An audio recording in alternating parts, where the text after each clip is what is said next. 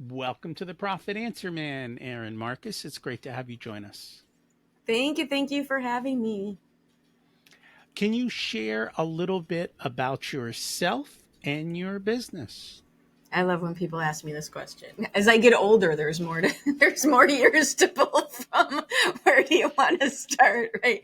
No, seriously though, Erin Marcus, founder and CEO of Conquer Your Business, and we help service-based professionals really get over the bridge from doing the work that the business does and into being a business owner that allows them to scale and grow, but still keep that thought leader personal brand out in front of the business. I suck at that. Then don't do it. Like, there's one of the things I love about you. Like, my whole thing is like, so my tagline for my business is be in charge, take action, get results. And the be in charge piece is like, what do you want? There is so not just one way to do things. If you suck at something, if you don't like something, my whole thing is don't do it because it won't go well. It won't go well. So find the thing that you like. Where is the intersection between the thing you're good at, the thing you love doing, and the thing that is in service to other people so you can make money and just live at that intersection? I did. And you know what wasn't in that intersection? Money. Employees. Oh, that's a different problem. Yes, the money's not a Other problem. people. It people. Right? Other humans.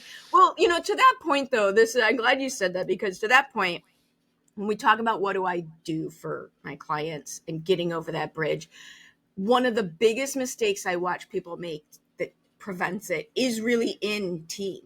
And I say the mistake people make is you need to hire for horsepower and not task rabbits. Because when you hire people to take something off your to-do list, you replace doing the thing with managing the person.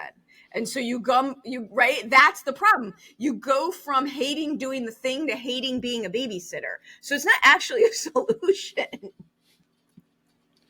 That's not how it works, right? If you hire for horsepower, takes a little minute, it takes a hot minute to find the right people. But oh my God, the payoff. I get zero stress from my team. I'm sure I stress the hell out of them, but I have zero stress in my life from my team. That's amazing. Yeah. I wasn't sure how to do that, so I just stayed away from it. And I am okay with that decision. Right? That's all that matters. That's That's all all that that matters. matters. And it's funny because the same way with my clients, I want to work with business owners who can get stuff done. Right. Not that they have to go to a committee meeting.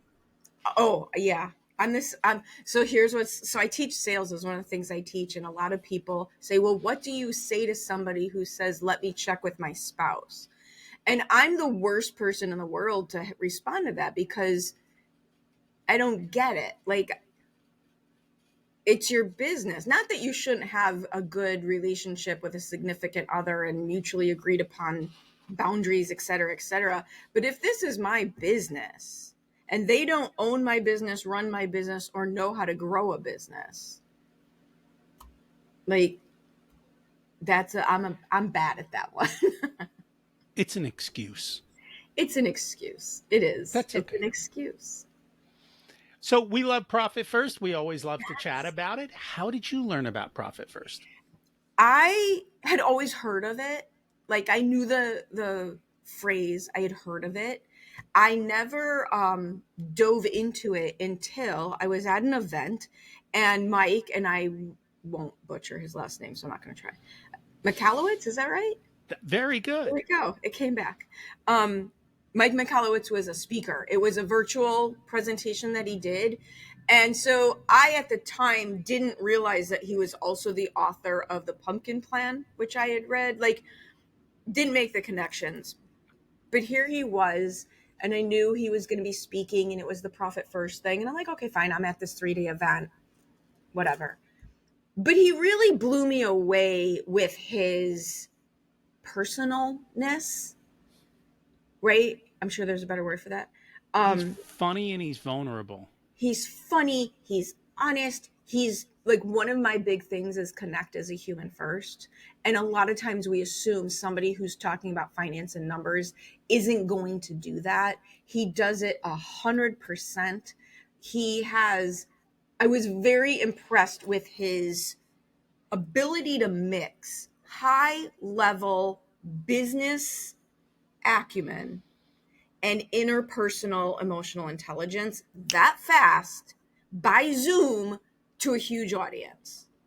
And so I like, perfect example, we buy things from people we know, like, and trust. So I'm like, he hacked know, like, and trust for me. Like, huh, isn't that interesting?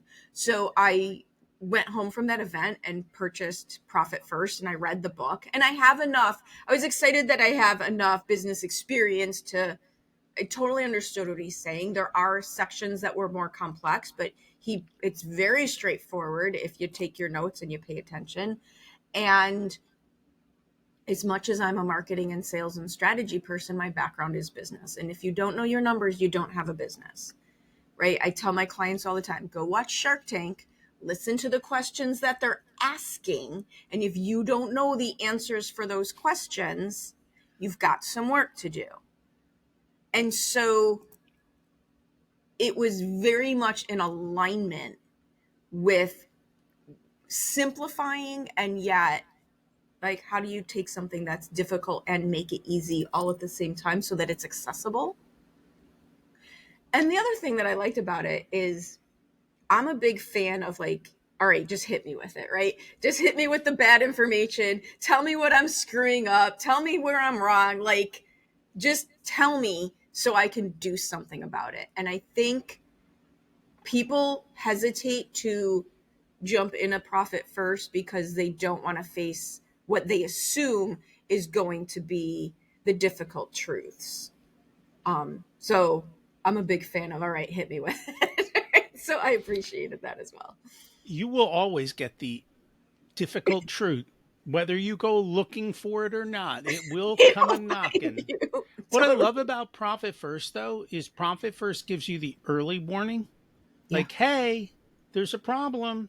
Fix Leading. it while you still can. And there's oxygen in the room and cash Yeah. in the bank account Yeah. to And help you through. it's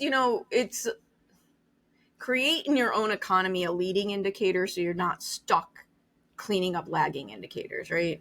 Hmm. And Yeah. that's what this is. It's the earliest leading indicator, Yeah. cash for Cash. the intended purpose in real time. Yeah. You know, it's funny because we're part of the Profit First team and so forth, and partnered with Mike, we get to watch the old videos. And I got to tell you, Mike has come a long, long Hey, way. we all But have, you know what? right? We That's what all you have. do. You show up, and what he's really good at is intentionally focusing on improving himself. I absolutely love it. I think, unfortunately, we've created an environment and a society where there's no space for that. And there's less and less. It's in the entrepreneurial world, there's a ton of space for that. But Is there if you, another world? not for some of us, right? For some of us, not so much, right? But if you look at cancel culture, if you look at kids and the pressure they have because if they fail the test, like, there's not enough room for non-judgmental, put it that way, less judgmental self-improvement compared to in the entrepreneur. I say the same thing about my podcast. We're 250 episodes in, and I look at the original ones going, God, why did anyone keep listening to me? I get They it. might not have listened back then. They might not have, right? Hey, it all works out. So let's kind of talk a little bit about marketing and sales, because I think that's one of the things when you're a company and you're growing, that is essentially the engine of growth. But Yeah. yet, and I was just on a call a little bit before this one, and we were talking about well, we were talking about business owners who were like, I need a salesperson to go sell. Well, what's your process? And they're like, well, uh, but what? And they don't know what they're selling. They don't know to whom they're selling. They don't know why people are buying from them, and yet they expect some salesperson or some social media, Magic or bullet, right? marketing magic bullet. They don't, the way that I describe it is people don't do the work before going to work. They don't go and do the work. They don't know this. They hate, as soon as I say niche and client avatar, their eyes roll over. They don't want to hear it. But here's the way that I describe this. If you don't know who your person is, how are they supposed to know they're your person? Well, that's a good question. Right? They don't, right? And they don't. And so, to your point, we look for easy solutions, meaning I'll just hire a salesperson who's better at it than I am, and they'll go do it, and then I don't have to do it, because, kind of like with the profit first, we didn't look at we don't want to hear the dirty truth of it, that you don't know what you're doing yet. It's funny. I had this conversation the other day about going to the gym, and I hear this all the time. They're like, "Well, I'm going to start doing that when I lose weight." That's not how this How is works. that going to work? Right? You got to go to the gym so you can work out so you can lose weight. And my coach said, one of my coaches that I worked with for several years said that to me, Erin, you don't get the money to hire the coach. You hire the coach in order to make the money. Oh, same problem. Well, it's, what comes first, right? The Yes. chicken or the egg. And there has to be a little bit back and forth, but I think you need to be ready for it, right? Totally. You have to be willing to do the work, show up.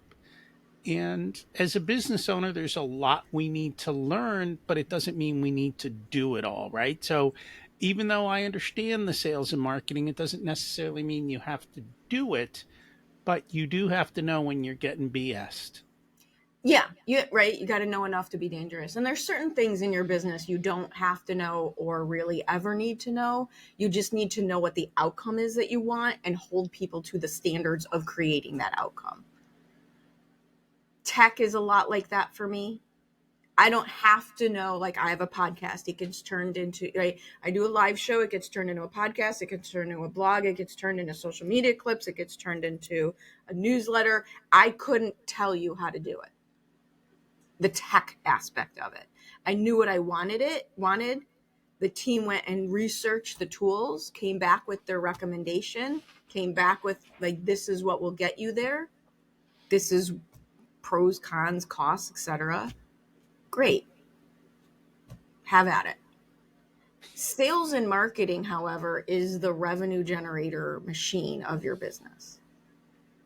And to me, if there's only one dot separating me from the money in the business, I need to know how that works. I need to know how that works. And I was just talking to someone as well about this. If you are looking for the revenue you need in order to invest to scale, whether it be in team, whether it be in technology, whether it be in learning a new thing, you have to be able to sell and grow your business. You don't go learn the complicated funnels, right? To your point, you don't hire the salesperson and create the complicated funnels. There's too many dots between that, implementing it, and too many dots between the client and you becoming your client, right? The more you can streamline all this, the faster you'll grow. So I'm hearing two things there. One is building the right team, and two is creating the right systems and processes. And actually, there's three there, which is the most important one. Not running around with your hair on fire, just standing there and going, thumbs up, thumbs down. Did it work? Did it not work? It didn't Oh, work. Go yes. fix it. It did work. Congratulations. Do more. Right. Like, my background's in financial services, and I was talking to somebody, and the way he said it was perfect. The CEO, the business owner's job is asset allocation. Yes. It's asset allocation, Yeah. team, money, time. It's Hmm. asset allocation. It's not digging around, more often than not, hiding in something that keeps you busy instead of doing that. The way when you're trying to become a business owner, right? If you're solopreneur, entrepreneur, and you're trying to get over that bridge to a business owner, it's not about doing more work. It's about doing different work. And most of the time, it's scarier work to the person, right? Because they have to put themselves out there in a different way. They might have to invest, they have to give up some control of something or potentially rely on somebody else. They have to see themselves as a business owner, not just the doer of the thing. And when you build the business just around yourself, doing the work, everything in the business bumps up against you. People don't become business owners because they can't wrap their mind around doing more work. And the answer is you don't do more work. You do different work. You set the vision, you set the strategy, create the team, allocate the assets. You have to spend more time thinking Yeah. and less time doing. Yeah. And if you're too busy doing, you don't have the time to think. Right. Yeah. And for most of us, having open space in our calendar makes us nervous because we think we should be doing something. Oh, I like lots of space in my calendar. No, As a matter you of do, fact, but you all also my don't stuff like has people. margin on every side of it. If You I don't also, have margin, I'm freaking out. right. Like, there We have, better be space on my calendar. right. That's the habit we need to create, is space on the calendar, not more things on the calendar. I agree. So, going from the solopreneur or small business owner, or I'm going to rephrase that, business operator Mm-hmm. to a business owner is a very different mindset. Yeah. It's a very different behavior. Yes. My first question is, can can everyone do that, or does it take a different kind of person? Because I've been listening to Leap from Gino Wickman, and Gino's like, no, certain people are good at certain things and I play think to it's your a mixture. strengths. I think it's a mixture. I think there is a whole group of people, and goes back to where you started with, I don't want to do that, so I didn't do it. I did it this way. I think that is the key. There's a difference between I am successful, I figured out what was going to be necessary, and I decided I didn't want to do that. That's different than I'm scared, so I'm settling, right? I've got limiting beliefs, I've got mindset problems, I won't look at my numbers, right? I'm playing ostrich, and so I can't get there. If a lot of entrepreneurs, a lot of solopreneurs, they go into business because they love doing the thing the business does. As you become a business owner, it can feel like you are moving further and further and further away from what the business does. And some people don't want that. They want to Me, do the thing, right? Which is fantastic. Do the thing. But know that. But know that, and then optimize your resources accordingly. Don't get frustrated. Don't go throwing a bunch of money and time at something you don't want anyway. Like, that's fine. You can say, I didn't like it or I couldn't do it, whatever. My whole thing is that you get to pick what you want and make it happen instead of settling for what you don't want because you can't figure something out. And then I do believe that there's just certain people who don't have, there's a gap in their skills, whether it's a technical skill, whether it's emotional intelligence, it could be anything. If that's the case, then you need to partner with someone who fills that gap, and then you can get there. So for me, I can't do processes. I won't follow processes. I just won't. It isn't going to happen. If there's a form to fill out, I'm not doing it. If there is, I will come up with a process to get an outcome. It won't work for other people because evidently I think weird. That's fine.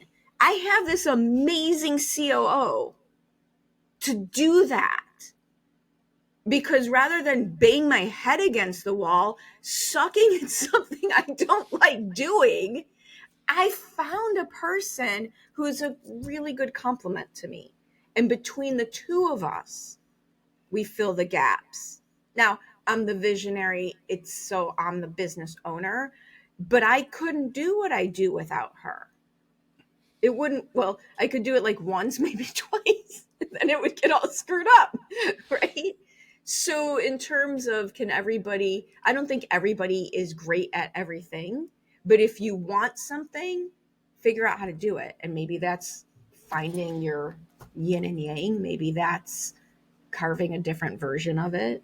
We keep coming back to Gino's books. I don't know why, but they seem to fit today. But that's what Rocket Fuel is all about. Rocket Mhm. Fuel is visionary with operations person, and you have tremendous success. And it's funny because I heard that somewhere else, and it wasn't used those words. It was looking at Myers Briggs. Mm, And it's like when you have an ENTJ with an INTJ, you have protection, you have the perfect combo of people. And because one's out there with the visionary, the other one's the ops right. person. And it's same but different concept. And the way that I describe it in a much, much less technical term, I'm a balloon. I need a string. This And is what string I needs the balloon. Otherwise, you're just laying flat on the floor. correct. And this is where I don't think that the ops person realizes their job is to hold you back and to And to determine which things you should be flying with and which slow my things we're roll. going to pop. Right. She needs to slow my roll. And she does a great job of, because it just happened this past Monday. We made a huge pivot in the business because she asked me one question. Because I wanted to do something and then I didn't want to do something and then it worked this way and it didn't work. And I was, I was externally processing the situation. And she just stopped me and said, "Do you even want to do this? Why are you doing this?" Because I went into problem solving mode. And she asked me a better question. Do we even want to be solving the problem? Do we care? And I went, you know what? I don't want to do that. And we dumped the entire thing. And and here's, you can believe in the woo woo and you don't strike me as a woo woo person, but here we are. We made this decision on Monday. I didn't want to do this. It was too complicated. I hated doing half of the work that had to be done. I was making myself do it. She's like, let it all go. And last week I contracted $100,000 in business after she said that to me, because I was able to focus, right? I was pointed in one direction instead of this problem that I was spiraling out on. I was floating away in my balloon. And she, brought me back down and pointed me in a direction. And it worked that fast. It's not as much woo as you think. Quantum physics is proving that this comes to be. Yeah. When you set a plan and you are very crystal clear on what you want and you move in a direction and you ask, you will get there. Well, and it's the neuroscience, right? Your brain, when you fixate on a problem, there's neuroscience. All your brain sees is a problem. As soon as you let it go and you look at a solution, your brain goes, "Oh, yay, solutions." And they all just come. And along the same lines, from the numbers standpoint, the people who hate looking at the numbers will never look at them. So do something about it, Do right? something it's that simple. We've talked for 20 minutes. Just freaking do something about it, right? It's really that simple. What do you want? What are you good at? Wrap yourself in the people who are good at the supplemental things. Yeah. So has it always been success for you? Just Oh God, no. I fail at more crap. I screw everything up. Nobody has screwed up more things than me. No, I here's where this comes from. It's a weird, you can't tell, but I'm only 5 feet tall. And before I got old, I weighed all of 100 pounds. And yet I was a competitive power lifter for decades.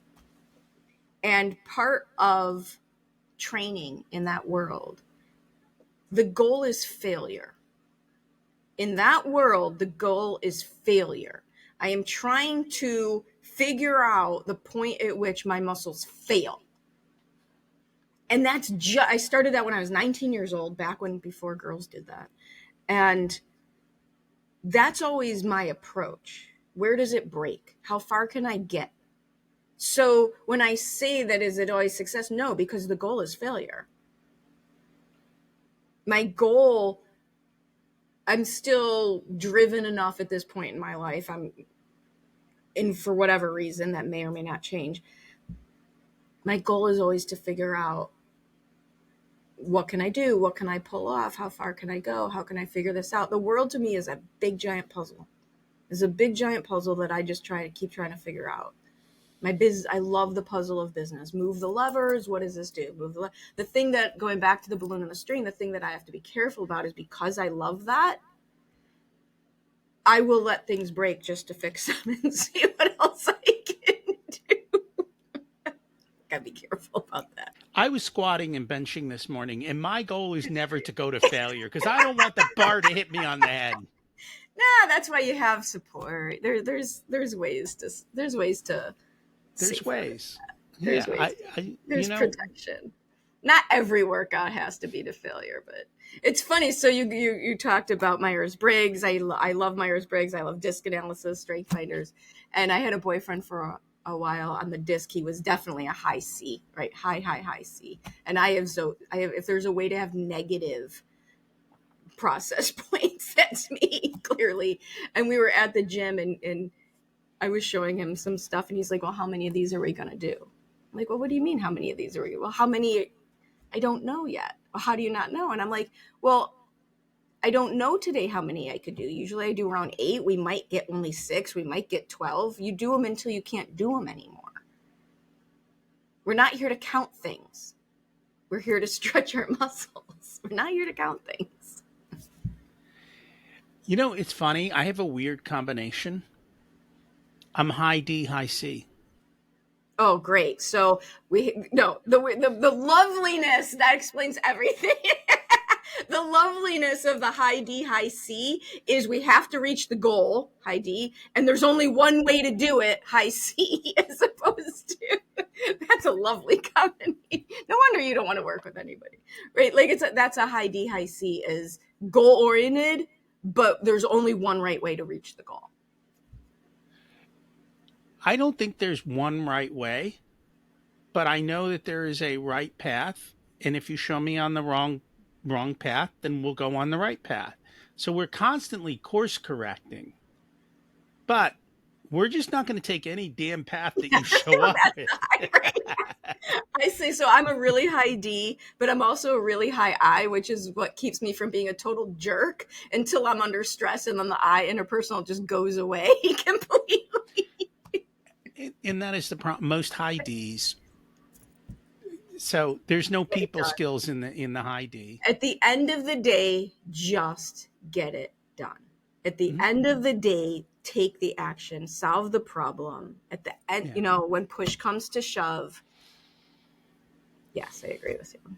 And I think that's where, so my high D, high C, what it shows me is when I find a proven path that I know will work, I will light it on fire, meaning I will put all the fuel behind it, and we will go 100 miles an hour until we notice there's a bump. And then we're going to pull it back and figure out how to get through the bump. I will follow the then, path boom. until I get bored. Well, I get which bored is my too. high We all I, get right? bored. Don't we all get bored? That's the entrepreneur's life. You do it until you get bored. And you have to learn, right? You have to learn as you grow your successful business. How do you meet that drive for learning new things without blowing up your business? Which, that's why I love working with the people that I work with, like looking to scale. The one thing I say about them is I help people create that $1 million business, and I help people create a $1 million business understanding that $1 million is the launch pad for what they want to do next, not just the beginning. Not the end, right? It's the launch pad, not the end. You have to figure out what works for you and go make it happen. 100%.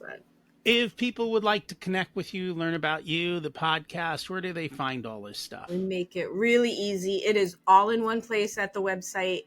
You can connect with me in 800 different ways there. Conquer. Yeah, don't let your business conquer you.